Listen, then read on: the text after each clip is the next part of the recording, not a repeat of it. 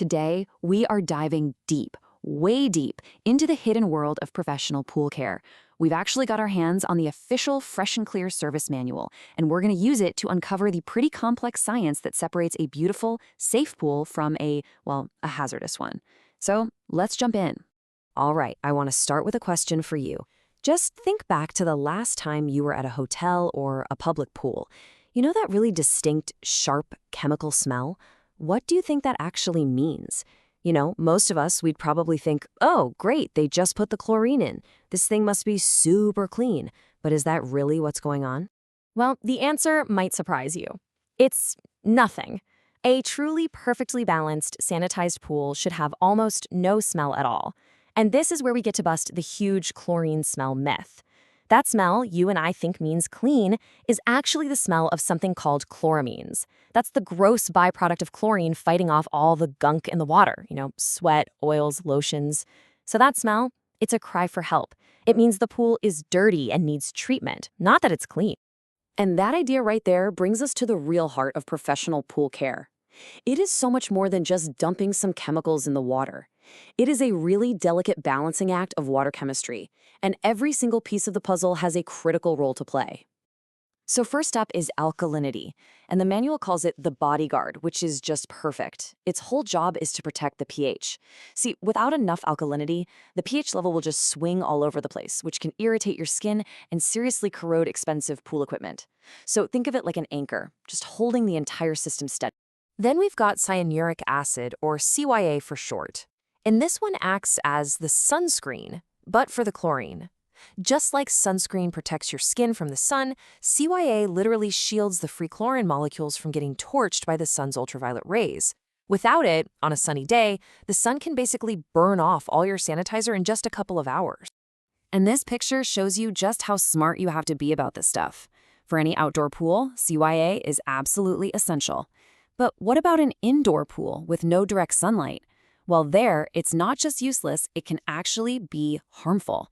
Too much CYA indoors can make the chlorine sluggish and even mess with the automated sensor readings.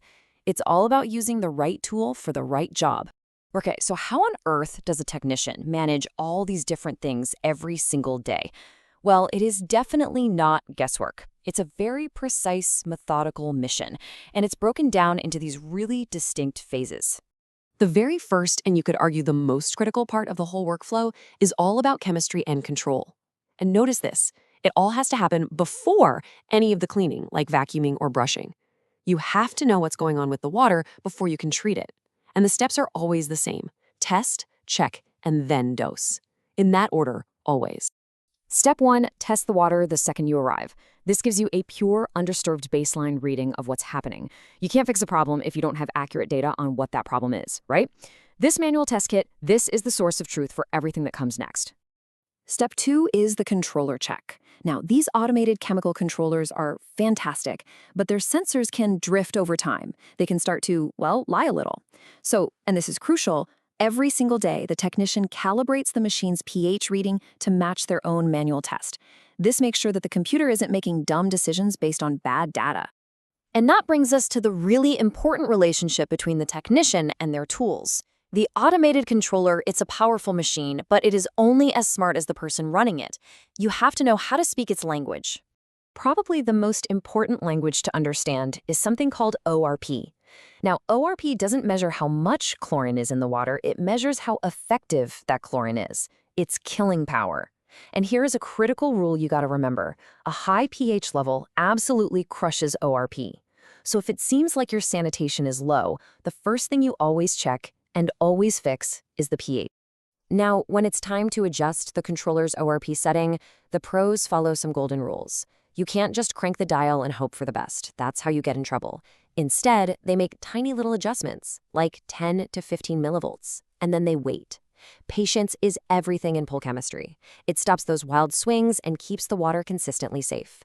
So up to now, we've covered the science and the daily routine for when everything is going according to plan. But a true professional, they're really defined by how they handle a crisis. Because let's be real, in a world full of high-powered machinery and complex chemicals, public safety is everything. And sometimes things go very, very wrong. And that is where the red flag protocols come in. The first red flag is a biohazard event. This is a non-negotiable, stop everything you're doing situation. The technician's job is not to clean this up themselves. Their protocol is simple and it is immediate. Close the pool, stop all service, and call a supervisor to get a specialized team in there. Safety first, always. The second red flag is equipment failure. That high-pitched scream or that deep, horrible grinding noise coming from a pump, that isn't just a minor annoyance. That is the sound of a very, very expensive piece of machinery literally destroying itself. The only correct move is to shut everything down right away and call for backup.